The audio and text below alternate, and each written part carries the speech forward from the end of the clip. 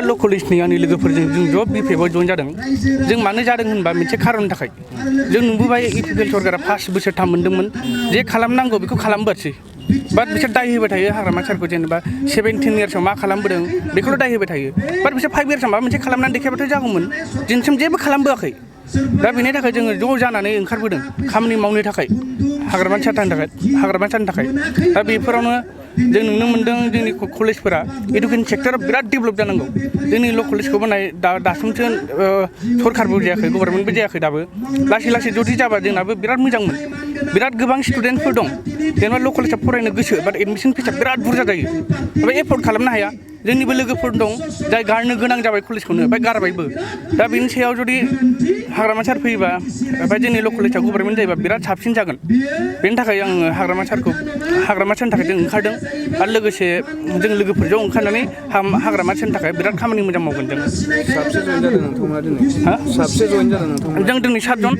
लोगोसे सिगां ल' कलेजनि गोजा सिगां जाबोखांबाय आरो लासैनो जाबावगोन फैबाय थानाय समाव जिहेतु बिपिएफ दोलोखौ नोंथांमोना हेफाजाब होसिगोन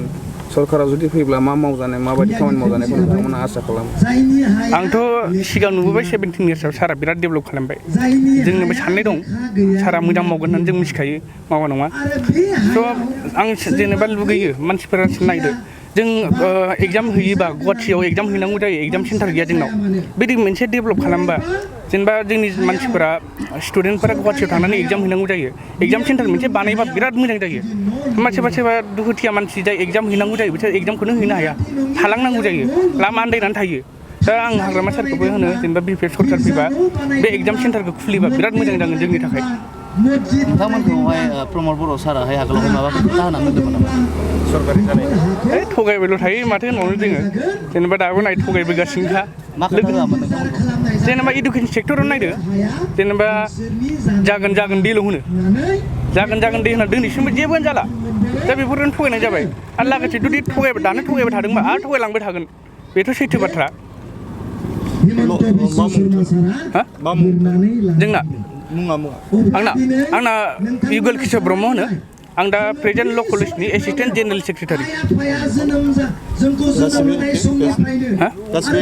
एसेफ जोङो ओमफ्राय जोंनिबो लोगोफोर दं माखासे दाख्लैबो जइन जाखांबाय बा